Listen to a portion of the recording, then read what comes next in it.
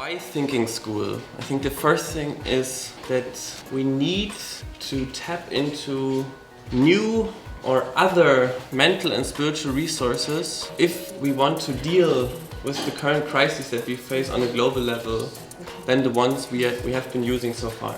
Everything that we see as very firm matter is, when we zoom into it, is energy, vibration.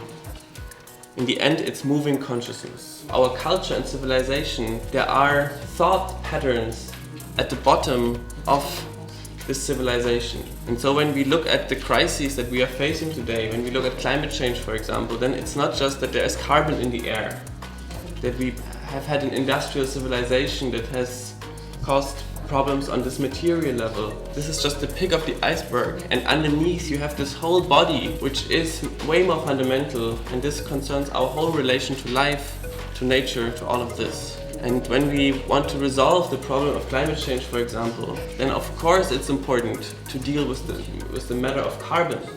But on the other side, to go to the root of the things is to look at and to review the thought pattern that defines our relation with nature, which even made this kind of use of carbon possible.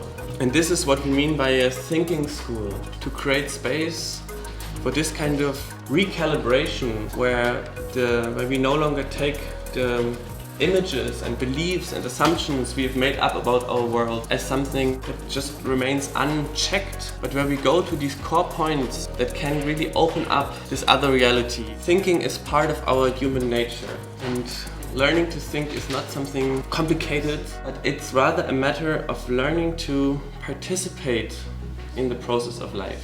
A thinking mind is one that is on the track of the secret that hides behind the things. And what is normal for children to ask questions, we need to regain consciously. What we want to study here is the logic of global healing. The question is, what is the pattern of interpretation with which I look into the world, and which is in a way the gatekeeper to decide what comes in and what not. And so thinking has been historically fought against and suppressed by all systems of imperialistic power.